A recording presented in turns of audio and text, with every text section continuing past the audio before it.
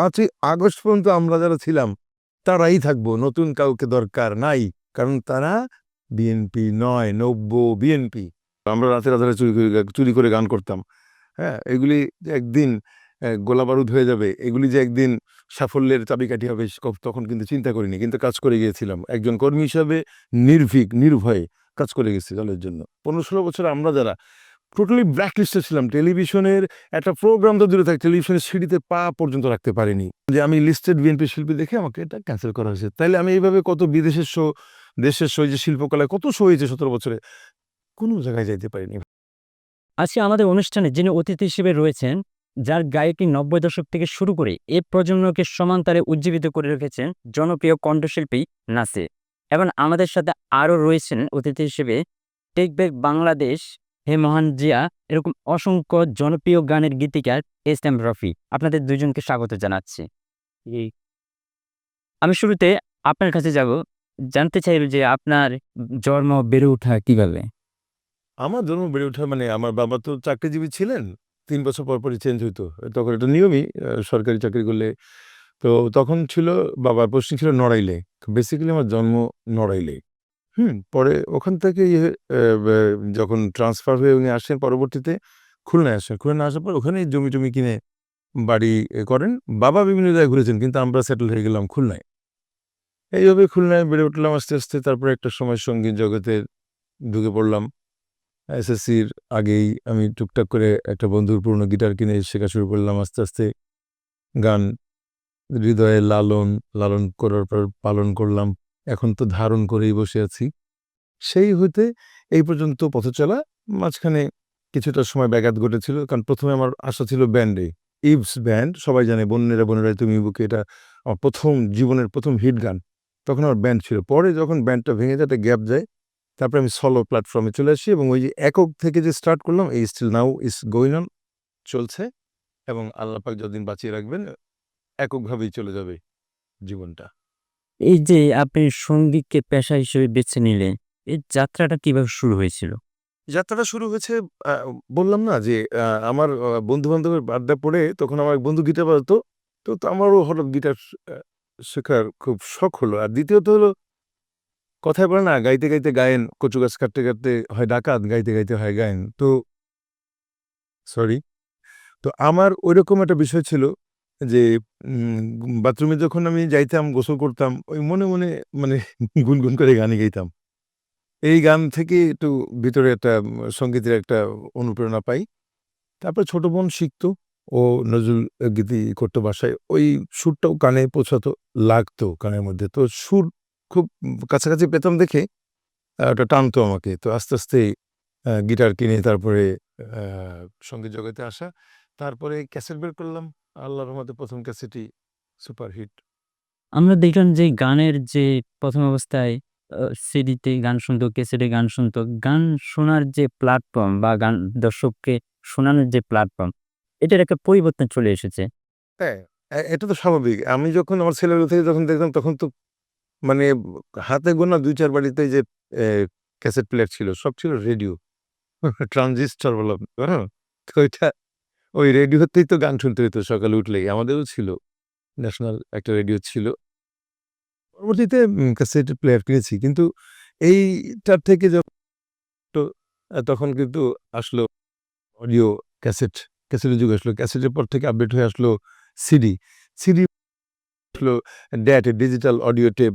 এইভাবে আস্তে, আস্তে হতে, হতে আজকে তো অনলাইন প্ল্যাটফর্ম, হ্যাঁ? Digital platform. সো এটা তো ডে বাই ডে আপডেট হবে।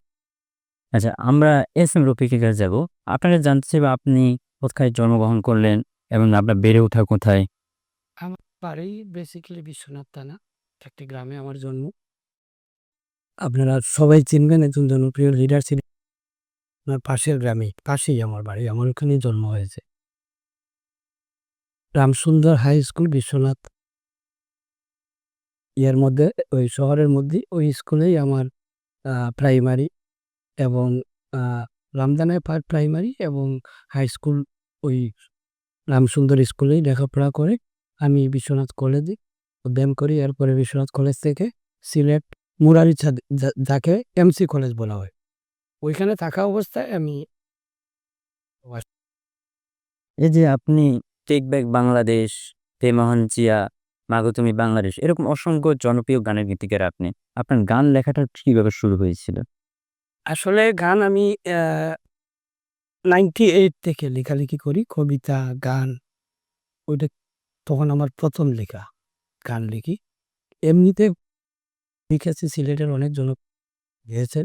অনেক শিল্পীরাই, অসংখ্য শিল্পীরাই গেয়েছে।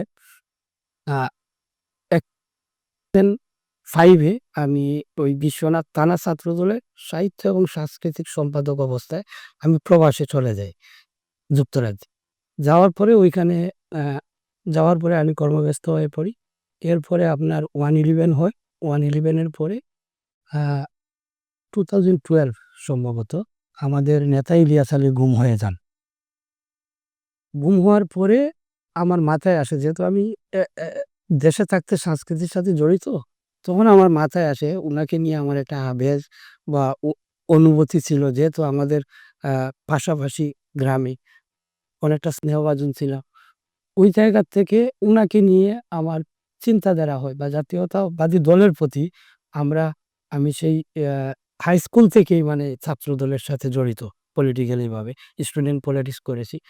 যুক্তরাজ্যে যাবার পরে আসলে ওইখানে তো জানেন কর্মব্যস্ততার সাথে অ্যা পলিটিক্স করাটা অনেকটা দুরূহ ব্যাপার। তখন ওই মাঝে, মাঝে যাইতাম লন্ডনে, কোনো একটা সমাবেশ, আমাদের নেতার সমাবেশে অ্যাটেন্ড করতাম। ওইখান থেকে মূলত ইন্সপায়ার হয়ে ১ম এই একটা দলের গান লিখি। যেটা দেন 2012 এ লিখি। 2014 এ সম্ভবত 'হে মহান জিয়া' গানটা, ওইটা আপনার ওই 2014 এর ৭ই নভেম্বরে একটি প্রোগ্রামে তখনকার জাসাসের, যুক্তরাজ্যের জাসাসের প্রেসিডেন্ট হাজী এম এ সালাম উনার নেতৃত্বেই মানে লিডার মুলুক উন্মোচন করেন আমার গানটি। ওইখানে একটা প্রোগ্রাম। তখন এই লিডার আমাকে ২-১ টি কথা বলেছিলেন। ওখান থেকে ইন্সপায়ার হয়ে আবু চিন্তা করলেন যে না, তাহলে আমি আমার দলের জন্য গান করব। ধারাবাহিকভাবে গান করে, করে একটা সময় 2016 হবে না ভাইয়া? তখন 16 এ ভাইয়ার সাথে আমার যোগাযোগ হয়। যোগাযোগ করে কইছে এখানে কথাটা এইজন্য বলতেছি যে 2014 এর পরে লিডারের কাছ থেকে আমি ইন্সপায়ার হয়ে বাংলাদেশের অনেক শিল্পীর সাথে যোগাযোগ করেছি। এগুলো আমার কাছে কেউ চাইলে প্রুফ আছে, প্রমাণ আছে। আমি কাউকে পাই নাই। তখন তো আওয়ামী লীগ ছিল, স্বৈরাচার ফ্যাসিস্ট ছিল। কোন শিল্পী গান গাইতে মানে ইয়ে করে নাই। তখন আমি মাঝে, মাঝে হতাশ হয়ে যাই। একটা সময় যখন ভাইয়ের সাথে যোগাযোগ করলাম, ভাইকে কল দিলাম, পরিচয় হলো। ভাই জিজ্ঞেস করলো, "তুমি কি করো?" "ভাইয়া আমি যুক্তরাজ্য জাসাসের সাথে আছি। এরকম, এরকম আমি গান লিখি। এরকম একটা গান লিখছি, আপনাকে করতে হবে।" উনি এক কথায়, "গানটা পাঠাইয়া দাও আমাকে, আমি দেখতেছি।" উনি 5 মিনিট পরেই গানটা শুনছেন। শোনার পরেই দেখছেন যে লিডারের উপর গান। বলছেন যে, "রফিক কে করতেছে?" ভাইয়াকে আমি সব কন্টাক্ট নাম্বার পাস করে দিলাম যে, "ভাই এই জায়গায়।" উনি তো অভিজ্ঞ মানুষ। আমরা উনাদের গান শুনে, শুনে বড় হয়েছি। তখন ভাইয়া সম্পূর্ণ দায়িত্ব নিয়ে ভাইয়ার মতো করে গানটা করে আমাকে পাঠাইয়া দিছেন। পাঠাইয়া দেওয়ার পরে ওই গানটাও একটা প্রোগ্রামে আমি, ভাইয়া জানে, লিডারের কাছে দিছি। চেয়ারম্যান তারেক রহমান ও কাছে দিছি একটা প্রোগ্রামে, বড় রয়্যাল রিজেন্সি রয়্যাল রিজেন্টে। হলে এটা মোড়ক উন্মোচন হয়েছিল। দেওয়ার পরে ঐদিন আমি ভাইয়ার কথা বলছি লিডার কাছে যে, সালাম দিছি ভাইয়ার। লিডার সালাম দিছে এবং বলছে যে, "তোমরা আরো কাজ করো, ভালো, ভালো কাজ করো।" তো এগুলা থেকে আমি ভাবলাম যে অনেকেই অনেক কিছু করে, লিডারের সান্নিধ্য পায় না। আমি একটা গান লিখে লিডারের সান্নিধ্যটা ২ বার পাইছি এবং ভাইয়ার একটা জনপ্রিয়তা। আমি ফিল করলাম কি করা যায়? আমি একবার ভাইয়াকে ফোন দিলাম যে, "ভাইয়া কি করব?" ভাইয়াও খুশি। লিডারকে উনি সালাম। আমি বলছি যে একটা বেটা গান লিখে থাক আমরা করতে। তখন ভাইয়া নির্দেশ দিল যে, "তুমি তো জানো, তুমি অনেক খুঁজছো, অনেক দেখছো। কোন পাস শিল্পী গাইতে তখন আসলে যে কেউ সাহস পায়নি মানে সাহসিকতার পরিচয় দেওয়ার মতো মানুষ তো থাকার কথাও না। কারণ কথা বললেই গুম, খুন। না আমিও আমি আমিও যে আমিও যে ভয় পেতাম না তা তো নয়। কিন্তু যেহেতু দলকে ভালোবাসি, জাতীয়তাবাদীর আদর্শে বিশ্বাসী আমি, সেক্ষেত্রে আমার ভিতরে ওই কাজ করতো না। যা হবে, হবে। কিন্তু কাজ তো করে যেতে হবে দলের জন্য। সবচেয়ে একটা মজার সময় তো বিজয় আসবেই। সবচেয়ে মজার বিষয় কি জানেন?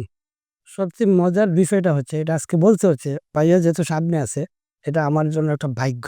যে কোনো কারণে আপনারা এক ফ্রেন্ড জন্য মানে চরম বড় পাওয়া। আমি সেদিনই মানে ভাইয়ার প্রতি আমার প্রতি বা শ্রদ্ধা চলে আসছে। ভাইয়াকে বললাম যে, "ভাইয়া আমি ওই শিল্পীকে চাই, নাম বলবো না, ওই শিল্পীকে চাই।" ভাইয়াও অনেককে চেষ্টা করেছে যে আমার ছোট ভাইটা এরকম করতেছে। আমি নিজে শুনতেছি কনফারেন্সে কল করতেছে। একটা শিল্পীও বিএমপি করবে নো। একটা না একটা মানে বাহানা দেখে উনারা সইরা যায়। তখন ফাঁকে মানে ভুলে যাবো শিল্পীরা এখন মানে নব্য বিএনপি এখন গান করতে হবে। আমি তো কোথায় 15-16 বছর কোথায় ছিল তো সব। এবং এই যে একটা বিষয়, এটা একটা this is a bad practice যে ঊর্ধ্বতন নেতাদেরকে বলা হচ্ছে যে এরা কিন্তু ছিল না, এদেরকে নেওয়া হচ্ছে না, মানে এরা কিন্তু ইনজাস্টিস। যারা পণ্ড হলে তাদেরকে নিয়েই কাজ করা উচিত, কিন্তু বলে থাক দল তো করে, সে তো আওয়ামী লীগে জয়েন করেনি। তাহলে আওয়ামী লীগে জয়েন করে নিয়ে নিরাপত্তা পালন করা জিনিস, হিসাবটা কি? আমি বিএনপিকে নামগন্ধের মধ্যে আমি নাই, আমি বিএনপি ভালোবাসি। এটা করে আর আমি একজন কর্মী হিসাবে কাজ করে যাচ্ছি, দুই জিনিস। এই হলো বিষয়ের। তখন একটা সময়ে একটা গান লিখছি। গানটা লিখার পরে তখন ম্যাডাম জেলে জি জেলে গেল, তখন ও গানটা লিখছিল সে মাগো গানটা মাগো। Super hit. এটা তো সুপার ভাইরাল, মারি গান মাগো তুমি হাসলে হাসে কাঁদবে কাঁদে দেশ বাংলা। আমার মনে হয় যেহেতু আমি প্রবাসে থাকার কারণে আপনাদের মিডিয়ার সামনে আসতে পারি নাই। এটা হয়তো ভাইয়া বুঝতেছে আমার থেকে বেশি। বাংলাদেশ বিএমপিতে আমার মনে হয় এ যাবৎকালের যদি কোনো জনপ্রিয় বা শ্রেষ্ঠ বা হিট গান হয়, ওইটাই মাগো তুমি বাংলাদেশ। আচ্ছা, আমি আবার আপনার কাছে আসবো। আপনার জানতে চাই যে এই যে রাজনীতি এবং সাংস্কৃতিক চর্চা, এই দুটাকে কিভাবে আপনি ব্যালেন্স করছেন এবং দুটার যে প্রেরণাটা কিভাবে বেড়ে উঠছে আপনার? এটা খুব ইজি সিম্পল থিংস, বিকজ আমি ছেলেবেলা থেকেই সঙ্গীত প্রিয়, এবং একটা সময় জিয়া রহমানের রাজনীতি করবার বা রাজনীতির সঙ্গে জড়িত হবার ইচ্ছা পোষণ করলাম। গান যেহেতু একটা হাতিয়ার, গান কিন্তু একটা হাতিয়ার, এটা নিঃসন্দেহে। যেমন ও কিন্তু নিজেই বলতে ভুলে গেছে, ও কিন্তু একজন কলম যোদ্ধা। ও এখানে আওয়ামী লীগের কাছ থেকে, স্বৈরাচারীর কাছ থেকে নির্যাতিত নিপীড়িত হয়ে দেশ ত্যাগ করলো, এত দূর গিয়ে সে কিন্তু ওখান থেকে বসে পিস্তল বন্দুক দিয়ে কিন্তু গুলি করতে পারতেছে না, ওর সঙ্গে যুদ্ধ করতে পারতেছে না, কিন্তু সে কলম যুদ্ধ চালিয়ে গেছে। যে কলম যুদ্ধগুলো চালিয়ে যে গোলাবারুদগুলি তৈরি করে আমাদের কাছে পাঠাতো, আর আমরা সেটা বাংলার রাজপথে সেই গুলিগুলি ফুটাতাম। হুম সেগুলি, সেই গানগুলি এখন কথা বলে, মানুষ শোনে, চেজে গাইতে হয়। তা সেই ক্ষেত্রে আমি বলবো যে আমার সঙ্গীতের প্রতি ইয়ে ছিল, তখন দেখলাম যে গান একটা একটা বিশাল ব্যাপার, এটা দিয়ে যুদ্ধ করা যায়। তখন প্রতিবাদী গান যখন আমরা এইভাবে পেতে থাকলাম, আমি আমি একটার পর একটা করতে, আমি কতগুলো গান করেছিলাম জানি না, তাতে 10-15টা তো হবেই, না আরো বেশি হয়। আরো বেশি হবে দলের গান, মানে আরই তো একটা শুধু ওরই। তারপরে তো আরো আমি নিজেও করেছিলাম, রকিবুল ইসলাম, বকুল ভাই, তারেক জিয়ার পিএস। যেহেতু সঙ্গীত করতাম, সঙ্গীতের মাধ্যমে কিন্তু দুর্গ বা প্রতিরোধ গড়ে তোলা যায়। মানুষের কথাগুলো, আমাদের কষ্টের বেদনাগুলো মানুষকে উদ্দীপনা দেওয়ার জন্য বকুল ভাই বললেন যে তুমি গান করো, গান করে যাও। আমরা রাতের আধারে চুরি করে গান করতাম। হ্যাঁ, এগুলি যে একদিন গোলাবারুদ হয়ে যাবে, এগুলি যে একদিন সাফল্যের চাবিকাঠি হবে, তখন কিন্তু চিন্তা করিনি, কিন্তু কাজ করে গিয়েছিলাম একজন কর্মী হিসাবে, নির্ভীক নির্ভয়ে কাজ করে গেছি দলের জন্য। এজন্য আমাকে সঙ্গীত থেকে রাজনীতিতে জড়িত হতে খুব বেশি কষ্ট হয়নি। এবং রাজনীতি যখন আমি প্রথমত ছাত্রদল শুরু করলাম, ছাত্রদলের পরে ঢাকায় এসে যখন জগন্নাথ ইউনিভার্সিটি, তখন তো ইউনিভার্সিটি কলেজ ছিল, পরে তো ইউনিভার্সিটি করলেন madam Khaleda. I was that time, ওখানে ছিলাম, আমি সেই সময় স্টুডেন্ট ছিলাম। তো তারপরে আসলাম 56 ওয়ার্ড কমিশনার খাজা হাবিব ওয়ার্ড বিএনপির কালচারাল সেক্রেটারি হলাম। তারপরে আসলাম সেন্ট্রাল যুবদল, ওখান থেকে এক জাম্প করে সেন্ট্রাল যুবদল, যেটা অনেকের ভাগ্যে হয় না, কারণ সাধারণত মানুষ থানা থেকে জেলা আসে, জেলা থেকে আসে মহানগরে, মহানগর থেকে এসে সেন্ট্রালে, যেটা 15 বছর লাগে। আমি জাম্প করে চলে গেলাম, ওখানে গিয়ে কালচারাল সেক্রেটারি হলাম। তারপরে ওখানে 10 বছর থাকার পরে ওখান থেকে এখন জাসাসের joint convener, like same thing, vice president হিসেবে আছি। হুম তো এইভাবেই আর কি, মানে আমার খুব বেশি কষ্ট বেগ পেতে হয়নি, দুটোই আমি সমানভাবে চালিয়ে গেছি। এই যে আপনি নিজের যে বাংলাদেশ জাতীয়তাবাদী আদর্শ ধারণ করলেন, দীর্ঘ সময় রাজনৈতিক ক্যারিয়ার, সঙ্গীত ক্যারিয়ার, এই দুটার ভেতরে আপনার কি রাজনীতি করার জন্য সবচেয়ে বেশি অনুপ্রাণিত করেছে কি? হয়েছেন কিভাবে? অ্যাকচুয়ালি কেউই না। আমার বাবা ছিলেন ধার্মিক ব্যক্তি, উনি গানের প্রতিও ছিলেন, রাজনীতি তো দূরেই থাক, ওটা তো নামই নেওয়া যাবে না। বাবা ছিলেন ধার্মিক, গান বাজনাই করতে দিতেন না, আর মা তো ছিলেন গৃহিণী। বললাম না সবকিছু কিন্তু এটা নিজস্ব ভিতর থেকে চলে আসে। আমি যখন ম্যাচিউরড হলাম আমি চিন্তা করলাম না রাজনীতিবিদ হলে দেশের সেবা করা যাবে, মানুষের সেবা করা যাবে। কিছু কল্যাণকর কাজ তো সবাই করতে চায়, তাই না? একজন মানুষ হিসেবে পৃথিবীতে জন্ম নিয়েছে শুধু নিজেরটাই না তা তো হয় না। আমি যদি ১০ জনকে নিয়ে আমি ভালো কিছু করতে পারি সমাজে, মানুষ মনে রাখবে আমাকে, তাই না? এইভাবেই রাজনীতিতে জড়িয়ে পড়া। শেখ হাসিনার যে ১৭ বছর ক্ষমতা ছিল, ফ্যাসিজমের যে শাসনামল বলা হয়, ঠিক সেই সময়টা আমরা দেখলাম যে যারা কোনো সঙ্গীত বা যারা চর্চা করতো বিভিন্ন সেক্টরে, যদি কোনো গান সরকারের বিরুদ্ধে যায়, তাদের সাথে তার বিরুদ্ধে প্রশাসন থেকে অ্যাকশন নেওয়া হয়, গুম করা হয় বা থ্রেট দেওয়া হয়। আপনার ক্ষেত্রে এই জিনিসগুলো কিভাবে প্রভাব ফেলছে? বাংলাদেশ জন্ম নেবার পরে, মানচিত্রে স্থান পাওয়ার পরে বাংলাদেশে তো ৩ বার বিএনপি ক্ষমতায় আসছে। বিএনপি কি এই বৈরী আচরণ কোনো শিল্পীর সাথে করেছে? আমার জানা মতে না, করেনি। তাহলে বাংলাদেশের ইতিহাসে এই ন্যাক্কারজনক কাজগুলো তো তারাই ১ম সৃষ্টি করে গেছে, এস্টাবলিশ করে গেছে। এই কারণেই যে তারা এই ১৫-১৬ বছর আমরা যারা টোটালি ব্ল্যাক লিস্টে ছিলাম, টেলিভিশনের একটা প্রোগ্রাম তো দূরে থাক, টেলিভিশনের সিঁড়িতে পা পর্যন্ত রাখতে পারিনি। অথচ ১৭ বছর পর এখন টেলিভিশনে ডাকছে, প্রতি মাসে ২টা-৩টা করে প্রোগ্রাম করছি। একটা শিল্পী কেন এই রোশনালে পড়বে? একটা শিল্পী তো সবার। আমার ব্যক্তিগত আমি যেহেতু স্বাধীন দেশের নাগরিক আমি। ফার্স্ট অফ অল হচ্ছে আমি স্বাধীন দেশের নাগরিক মানে আমি স্বাধীন। I can do anything. আমার চয়েস থাকতেই পারে। আমি সকালবেলা পোলাও ভাত খাবো, না সকালের পান্তা ভাত খাবো, না রুটি খাবো সেটা তো আমার ব্যাপার। That is none of business at all, তাই না? কারোর দেখার বিষয় না তো এটা। তো সেই ক্ষেত্রে আমি আমার ব্যক্তি স্বাধীনতা নিয়ে আমি কথা বলতে পারবো না, বাক রুদ্ধ করা হবে কি আমাকে। এটা তো দিস ইজ ব্যাড প্র্যাকটিস। এটা তো এই সরকারই তো করে দেখাই দিয়ে গেছে, তাই না? আমি নয়, আমাদের মতো অনেক শিল্পী যারা বিএনপি পন্থী। কিন্তু আওয়ামী লীগপন্থী শিল্পীদের তো আমরা কখনো এগুলো করিনি। এটাই হলো বিষয়। তো আরেকটা বিষয় যেটা সেটা হচ্ছে যে এমনও দিন গেছে যে ক্যান্টনমেন্টে প্রোগ্রাম করতে গেছি আমি কনফার্ম। কিন্তু ক্যান্টনমেন্টের নিয়ম আছে। কোন শিল্পী ঢুকতে গেলে প্রোগ্রাম করতে গেলে ডিজি ৫ ২ দিন পরে ফোন আসলো, "হ্যালো ভাইয়া আসসালামু আলাইকুম। জি আমি অমুক বলছি।" "কে?" "Army person." "হ্যাঁ, ক্যাপ্টেন।" বলে, "ইয়া আপনার প্রোগ্রামটা আপনার হচ্ছে না কোনো। আপনি কিছু মনে করবেন না, ওটা ক্যানসেল করা হয়েছে।" আমি বললাম যে, "কেন ভাইয়া প্রবলেম?" বললেন, "না পলিটিক্যাল আছে আপনার পিছনে।" মানে ও সব খুলে বলেন। তখন আমি বুঝলাম তারা এটা কনফার্ম হইছে। কারণ একটা পলিটিক্যাল লিডারের কিন্তু প্রত্যেকটা ডিজিএফআই, এনএসআই, সিআইডি, এসবি এগুলিতে রিপোর্ট চলে যায়। অটোমেটিক্যালি থাকেই এটা নিয়ম। তা বলল যে, "আপনি তো" আমি বুঝলাম যে আমি লিস্টেড বিএনপি শিল্পী দেখে আমাকে এটা ক্যানসেল করা হয়েছে। তাইলে আমি এইভাবে কত বিদেশের শো, দেশের শো, এই যে শিল্পকলায় কত শো হয়েছে ১৭ বছরে। কোন জায়গায় যাইতে পারিনি ভাই। শুধুমাত্র বাংলাদেশ জাতীয়তাবাদী। জাতীয় দলের করার কারণে। আচ্ছা, আমরা যদি এখন বলি, এখন যে সময়টা আসছে ৫ই আগস্টের পরে, আমরা দেখতে পাচ্ছি যে যারা কাজ করুক বা আড়ালে থাকুক, তারা সবচেয়ে বেশি ক্রেডিট নেয়ায় উৎসুক হয়ে পড়ছে। এক্ষেত্রে আপনি দীর্ঘ একটা সময় রাজনৈতিক লড়াই ছিল, সংগীতের মাধ্যমে লড়াই ছিল। কতটা নিজের দল থেকে মূল্যায়িত হচ্ছে? আমি তো এই কথাটা একটু আগে বলছিলাম যে যাদেরকে আমি ১৬ বছর দেখিনি, আমরা কিন্তু ১৬ বছর রাস্তায় ছিলাম, রাজপথেই ছিলাম। রাজপথ ছাড়িনি। তো বিষয়টা হচ্ছে যারা ১৬ বছর কিন্তু নীরবতা পালন করে গেছে।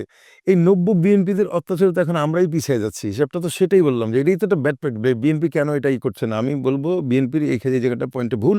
বিএনপির নীতি নির্ধারক যারা নীতি নির্ধারক পর্যায়ে বসে আছেন তারা এটি তদন্ত করবেন। সরেজমিনে তদন্ত করে তাদের বিরুদ্ধে ব্যবস্থা নিবেন যে তারা যেন কোনোভাবেই সুযোগ বুঝে আবার জায়গা মতন বসতে না পারে। কারণ তারা ছিল না তো।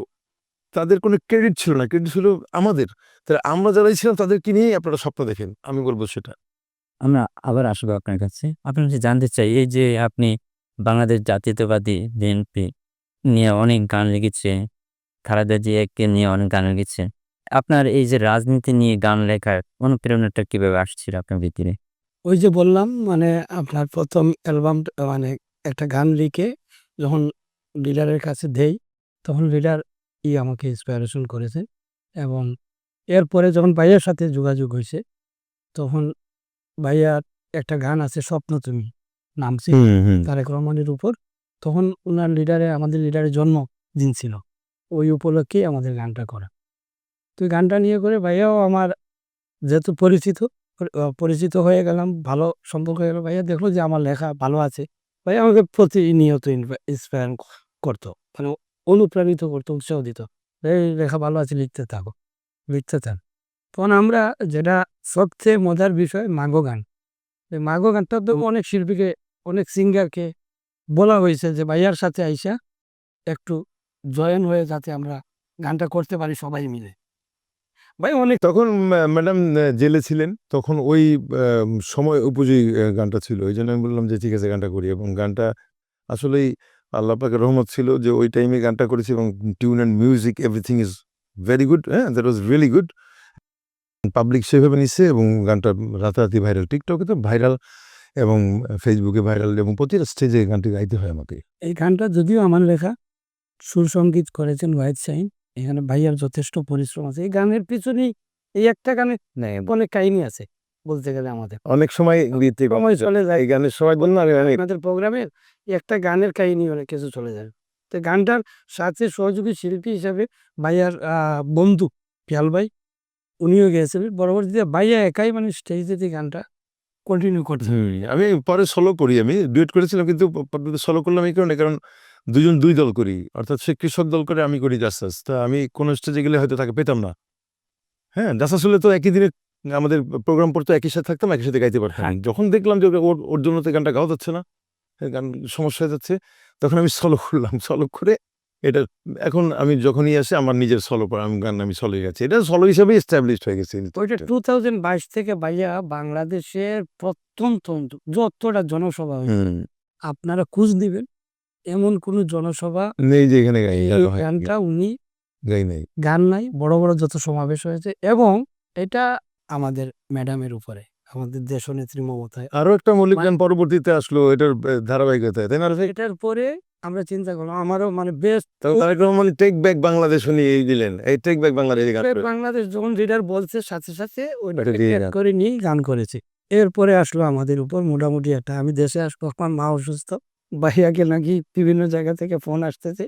উনি, আপনি যখন ঠেকবে বাংলাদেশটা মনে হয় পল্টন ময়দানে একটা জনসভা, ভাইয়া গাওয়ার পরে ভাইয়ার উপরে একটু চাপ চলে আসে। যোগাযোগ হচ্ছে ভাইয়ার সাথে, বললাম আমিও তো দেশে আসতে চাচ্ছি, খবরদার আইসো না।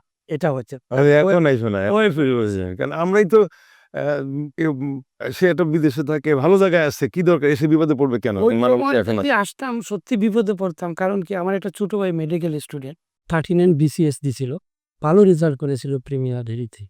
ফাইনাল যেটা ওই প্র্যাকটিক্যাল যেটা, ওই সময় থাকে। কিন্তু ওই রাজনৈতিক কারণে আমার ফ্যামিলিতে আমি ছাড়া কেউই মানে ওই রাজনীতির সাথে কোনো ইনভলভমেন্ট নাই, যাই আমি করেছি। ওইটার জন্য আমাদের এলাকার একজন এমপি, বিনা ভোটের এমপি, উনি খোঁজ নিয়ে টিয়ে তার লোকজনকে দিয়ে আটকাইয়া দিছে। ওই যে প্রধানমন্ত্রী দপ্তর থেকে একটা জরিপ যায় না, এটা অনুসন্ধান যায় না, ওইটা দিয়ে আটকাইয়া দিছে। তো আল্লাহ পাক তো আর বসে থাকেনি, আমি তো দেশের জন্য করেছি। দেশ, আমি যে গানগুলো লিখছি, টেক ব্যাক বাংলাদেশটা তো অসম্ভব জনপ্রিয় হয়েছে ভাইয়া অনেক জায়গায়। এইভাবে আমাদের ধারাবাহিকতা চলে আসে ভাইয়ার আমার। একটা মানে অনেকে বলতে থাকে যে রফিক নাসির এরকম বলে না, তখন আমাদের এই ভিতরে একটার পরে আরেকটা, এই বাংলাদেশের প্রথম রাষ্ট্রপতি এবং আপনার তারেক রহমানকে নিয়ে বাংলাদেশের প্রাণ। এই বাংলাদেশের প্রাণ এখন কিন্তু আপনি দেখবেন অনেক জায়গায়, আমি জানি না, এটা আমি বলবো না 100%, অনেকেই বলে তারেক রহমানকে বাংলাদেশের প্রাণ, কিন্তু এই শব্দটা আমরাই প্রথম দিয়েছি গানের মধ্যে। আমরাই লিখেছি বাংলাদেশের প্রাণ। আমি প্রথমে তারেক রহমান। দেখবেন বাংলাদেশের গানটা করে ভাইয়া দিয়েছিল, পরবর্তীতে ওইটা দিয়েও গান লিখছি, যেটা আপনারা মিক্সড গাইলেন, ওই যে রুকসা রেখার ছিল। এই এখন আমাদের এইভাবেই পথযাত্রা শুরু হয়েছে। তো ইনশাল্লাহ এখন যেহেতু সময়, আমরা বলি না মানুষ মুক্ত হয়েছে, আর গান দিয়ে আমরা হয়তো, আমি নিজে ব্যক্তিগতভাবে হয়তো প্রবাসে থাকাকালে হয়তো আমার রাজপথের সহযোদ্ধাদের সাথে হয়তো আমি মিছিল দিতে পারিনি, ওদের সহযোগী হয়ে হয়তো আমি বন্দুকের নলের সামনে দাঁড়াইতে পারি নাই। কিন্তু আমি কলম চালিয়ে গেছি, দেখছি যে এটা কলমের, এটা অনেক শক্ত জিনিস। আমার কলমের লেখা আর ভাইয়ার বয়েস, এটা অনেক দূর চলে যাচ্ছে, এটাতে কাজ হচ্ছে দেখতেছি আমরা। একটা ভেরিয়েশন আছে কাজের মধ্যে। আমি সবসময় যতটা কাজ করেছি, শহীদ রাষ্ট্রপতি জিয়াউর রহমান এবং দেশনেত্রী বেগম খালেদা জিয়া এবং তারেক রহমান, এই যে আপনার ওই সময় যে গান লেখা, নিজের দলকে নিয়ে যে ত্যাগ স্বীকার করলেন, এখন কতটা অবস্থান পাচ্ছেন নিজের দলে, বিএনপিতে? ওই যাদেরকে ভাইয়া ফোন করতো, আমরা ফোন করতাম, যাদেরকে জিজ্ঞেস করতাম ভাই আসেন, রিকোয়েস্ট করেছি, করেন না, উনারাই এখন আমাদের পিছনে আইসে। অনেকের মেসেজ আছে, ভাইয়ার মোবাইলও আছে, আমার মোবাইলে আছে। অনেক শিল্পীদের আমরা নাম বলে মানে মান সম্মান হানি করবো না, অনেকে এখন দেখতেছি উনারাই আমাদের মতো লোকের অনেক সামনে এগিয়ে গেছে। কিছু চাটুকাররা আছে যারা মানে এই চাপাবাজি করে আগায়, তেলবাজ সব দলেই আছে। তো ওদের সান্নিধ্য নিয়ে এখন ওই ত্যাগীদেরকে একটু মানে দূরে সরানো। তো আমরা তো আসলে যারা আমরা করেছি দুঃসময়, আমরা তো আদৌ ভাবি নাই। ভাইয়া যেটা আরেকটা জিনিস আপনাকে বলি, এটা মজার বিষয়, এটা না বললে হয় না। একটা গান লিখেছিলাম। সে গানটা নিয়ে ভাই হাসছে যেমন, ভয় পাইছে তেমন। ইন্দুর মারণে, না ভাইয়া?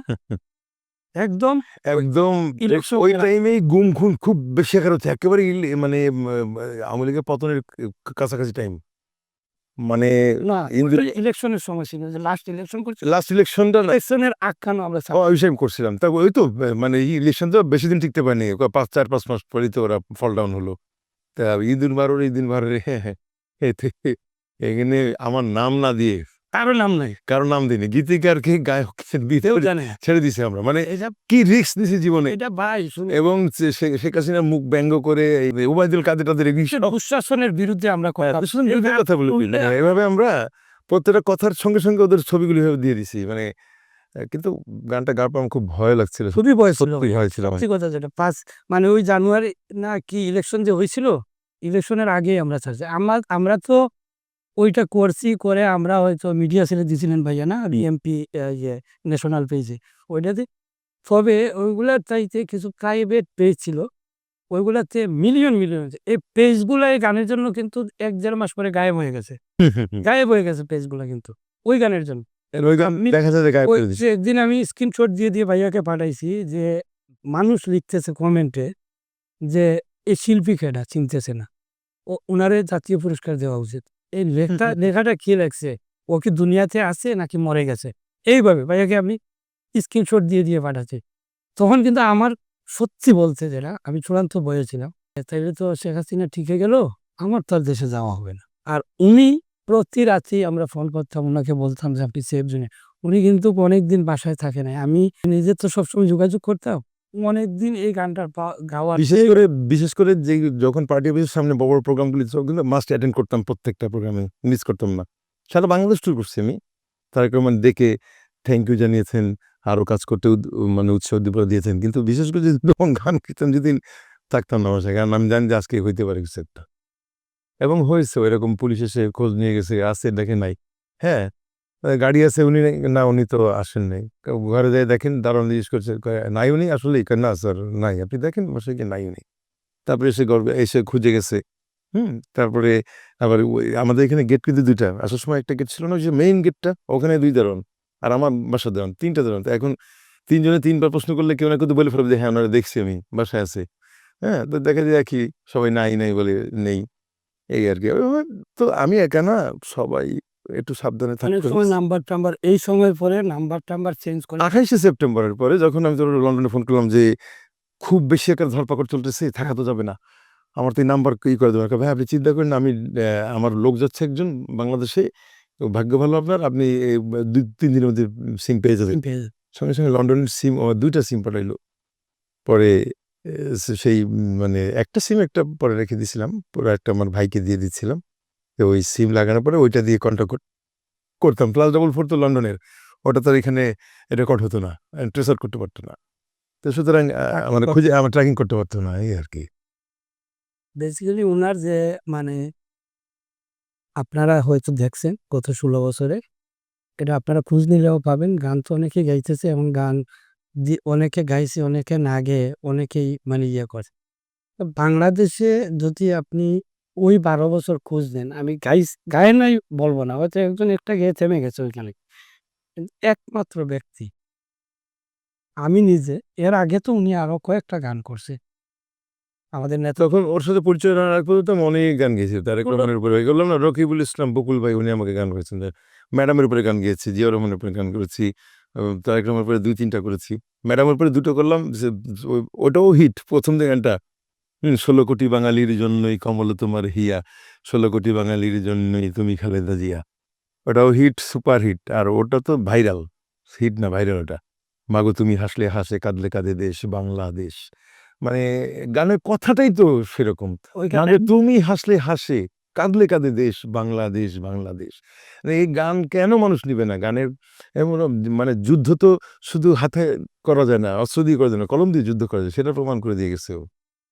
এটাতে আর নতুন একটা ভেরিয়েশন আছে। আমি থিংকিং করলাম ভাইয়ার সাথে কথা বলে যে আমি একটা জিনিস দিচ্ছি, দেখেন যদি ভালো হয় রাখবেন, আর না হলে তো আমার থিংকিং অনেক সময় আমি হয়তো দেখি উনি তো 30-40 বছর ধরে গান গাইতেছে, তো আমার বয়সের সমান ওনার গানের বয়স। ওনাকে বললাম, উনি প্ল্যানটা শুনলো, শোনার পর বললো সুপার।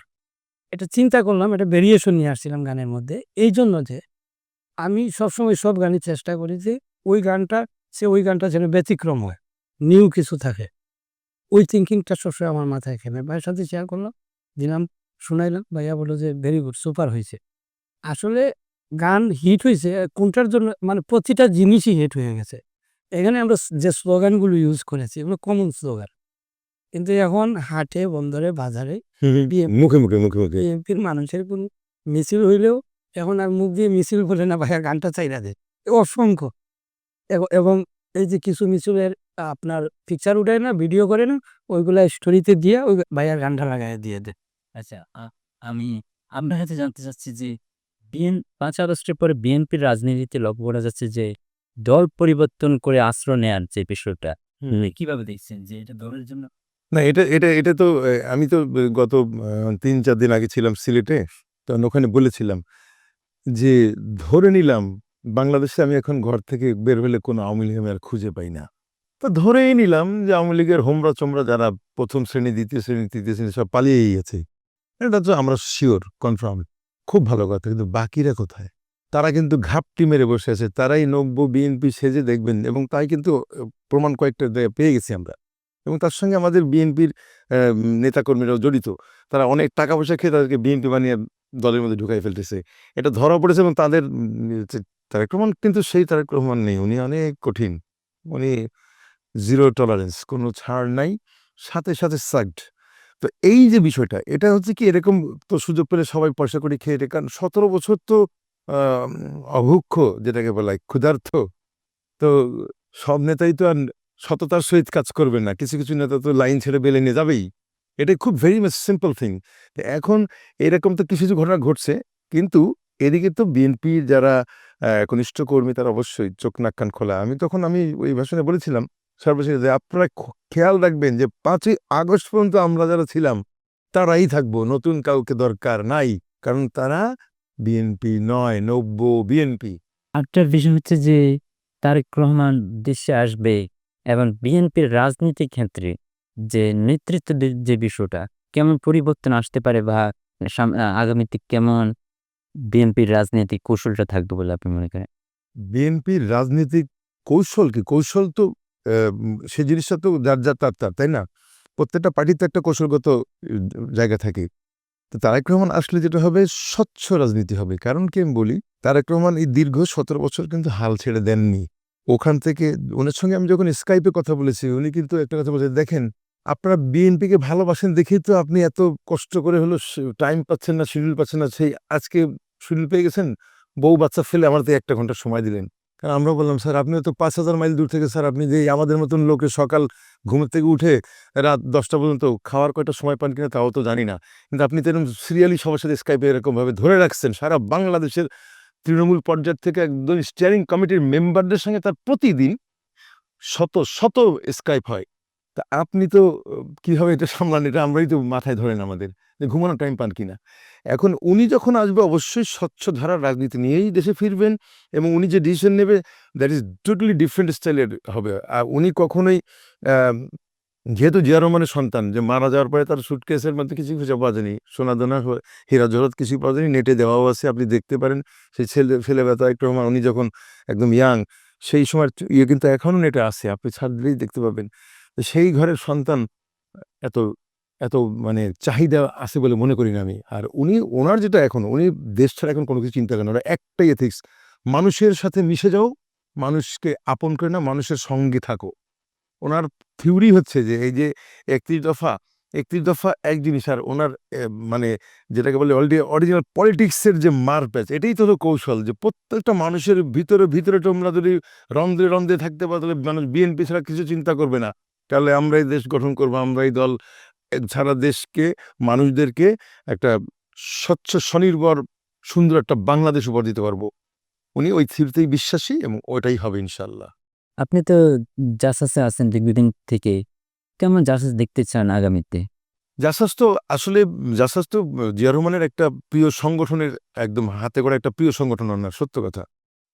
জাসাস উনি যখন তৈরি করেছিলেন তখন উনি এইটা ভেবেই এবং এটা চিন্তা করেই তৈরি করেছিলেন যে জাসাসের তারাই আসবে, তারাই নেতৃত্ব দিবে যারা এদেশের, যেমন এই যে কলামিস্ট, যে কলম লিখতে পারে, কলম যোদ্ধা, হ্যাঁ, যে সাহিত্যের সঙ্গে জড়িত, যে অভিনয় জড়িত, যে সঙ্গীত শিল্পী জড়িত, ডাক্তার, পেশাজীবী কিছু, হ্যাঁ, উকিল, ব্যারিস্টার, এই ধরনের লোক। কেন? যে সমাজের এই শ্রেণী যেগুলি মানে ছাড়া সমাজ চলতে পারবে না, সেই শ্রেণীটা একত্রিত করেই উনি এই জাসাসটা গঠন করেছিলেন। এবং তার সবচেয়ে বড় বিষয় হচ্ছে জাসাসটা করার উদ্দেশ্য ছিল ওনার যে বাংলাদেশের শিল্প সংস্কৃতিকে বিশ্বের দরবারে যেন আমরা তুলে ধরতে পারি। এবং আমরা কিন্তু ওই নীতি এবং ওনার নির্দেশ অনুযায়ী ওইটা মাথায় নিয়ে কিন্তু আমরা কিন্তু রাজপথে এখনো আসি এবং আগামীতেও জাসাস আমরা রাস্তায় থাকবো এবং ওনার যে স্বপ্ন ছিল সেটা বাস্তবায়নের জন্য চেষ্টা করে যাব। বাংলাদেশে তো বর্তমানে বিএনপি বৃহৎ এবং জনপ্রিয় একটা রাজনৈতিক দল। এই ক্ষেত্রে একদম কেন্দ্র থেকে তৃণমূল পর্যায়ে মানুষের কাছাকাছি আছে বিএনপি। আপনার যে সরকার গঠন করা হবে আগামীতে নির্বাচন নিয়ে, বিএনপি কি পরিবর্তন আসা উচিত বলে আপনি মনে করেন? বিএনপির আগামী যে সংসদ নির্বাচন হবে, এটা অবশ্যই আমার থেকে ঊর্ধ্বতন নেতারা ওনারাই ভালো জানেন। তবে আমার যেটা মানে আমার ফ্রম মাই সাইড আমি বলতে পারি বা বলবো আমার এরকম হওয়া উচিত, সেটা হচ্ছে তারেক রহমান নিশ্চয়ই ৩০০ আসনে ৩০০টা আমাদের কর্ণধারকে বসাবেন, হুম? যারা সংসদে গিয়ে কথা বলতে পারবেন সুন্দরভাবে, এবং নিশ্চয়ই উনি ওই ৩০০ জন যাদেরকে মনোনয়ন দিবেন অবশ্যই তারা সুশিক্ষায় সুশিক্ষিত থাকবেন। প্রথম হচ্ছে এটা। দ্বিতীয় হচ্ছেন তারা সৎ কিনা সেটা একটা জিনিস আমি বলি, প্রত্যেকটা ইলেকশনে কিন্তু ৩০০ যত আসনের যে ৩০০ হোক আর যে কটাই হোক, এই যে দলের ইয়ে হোক, এটা কিন্তু এনএসএ ডিজিএফ এর রিপোর্ট হয় এই লোকটার বেসিক কি, তার ব্যাকগ্রাউন্ড কি, সে কেমন, এগুলো রিপোর্ট করার পরে কিন্তু নমিনেশনটা হয়। তো ওটা তো জাজমেন্ট হবেই। তো সুতরাং নিশ্চয়ই একদম সুশিক্ষিত লোক, সৎ লোক এবং কর্মঠ লোক, এই ৩টা জিনিস সর্বাগ্রে প্রাধান্য পাবে। এই ৩টা জিনিস যার মধ্যে থাকবে সে কাজ করতে পারবে জনগণের জন্য এবং সে কাজ করবেও বলে আমার দৃঢ় বিশ্বাস, এবং এইভাবেই সিলেক্ট করা উচিত বলে আমি মনে করি। আমি ওই যে বলছি যে ইন্সপায়ারেশন ভাইয়ের পাশাপাশি আরেকজন মানুষ আমাকে সার্বক্ষণিক মানে সাপোর্ট দিয়ে গেছে, অর্থনৈতিক, মানসিক এবং উৎসাহিত করে গেছে। ওই স্বপ্ন তুমি বা গানের থেকে উনি ছিলেন জাসাসের সাবেক সভাপতি এমাদুর রহমান এমাদ ভাই। উনি সার্বক্ষণিক আমাকে স্টিল নাও সহযোগিতা করে যাচ্ছেন প্রতিটি গানে। তো উনাকে ধন্যবাদ জানাই এবং ভাইয়াকেও আমি ধন্যবাদ জানাই এইজন্য যে ভাইয়া আমাকে একদম আপন ছোট ভাইয়ের মতো মানে আমাকে যেটা আমার ভুল হয় শিখাইয়া দিচ্ছে ভুল। এবং আমি আপনার নিউজ বিডি সকল দর্শকদেরকে সবার কাছে দোয়া চাচ্ছি এবং সবার কাছে আমাদের জন্য ভালোভাবে দোয়া করবেন। কারণ এই জন্য যে আমরা আমাদের দলকে নিয়ে এখনো অনেক গান করে রেখে দিয়েছি, স্টেপ বাই স্টেপ আপনারা পেয়ে যাবে। আরো অনেক শিল্পীও আছে। আর ভাইয়ার তো অনেকগুলা কাজ আমাদের প্ল্যানিংয়ে আছে। আমি এখন আর ২-৪ দিন দেশে আছি। কয়েকটা কাজ করতেছি। ইনশাল্লাহ মাগো তুমি বাংলাদেশ যেভাবে একটা আলোড়ন সৃষ্টি করেছে, পরের ২টা গান, এগুলা নাম বলবো না, কিছু বলবো না। আপনারা আমাদের দিকে চোখ রাখুন। ইনশাল্লাহ একটা চমক চলে আসবে ইনশাল্লাহ। জি, আমরাও আশা রাখবো আপনার যে কলম যোদ্ধা কিংবা আপনার লেখনীর মাধ্যমে দেশ, নিজের দল সবাইকে আরো বেশি আনন্দিত বা উচ্ছ্বসিত করে রাখবেন। আপনাকে অসংখ্য ধন্যবাদ আজকে আমাদেরকে সময় দেওয়ার জন্য, এবং আমরা আশা করব আপনার গায়কী কিংবা যে রাজনৈতিক ক্যারিয়ারের মাধ্যমে দেশ এবং নিজের দল এবং মানুষের জন্য আরো কাজ করে যাবেন। ধন্যবাদ আপনাদেরকেও। ধন্যবাদ নিউজ বিডি যে আজকের এই সুন্দর একটা পরিবেশে আমাদের কষ্ট করে বাসায় এসেছেন, সাক্ষাৎকার নিয়েছেন। ধন্যবাদ। আপনাদেরও উত্তরোত্তর উন্নতি কামনা করছি। আমাদের জন্য দোয়া করবেন। সবাই ভালো থাকবেন। জি, অসংখ্য ধন্যবাদ। প্রিয় দর্শক, কথা বলছিলাম বিনোদন, সঙ্গীত, রাজনীতি নিয়ে আইএনএসবিডির বিশেষ অনুষ্ঠান আই এক্সক্লুসিভে আপনাদেরকে অসংখ্য ধন্যবাদ জানাচ্ছি আমাদের সঙ্গে থাকার জন্য।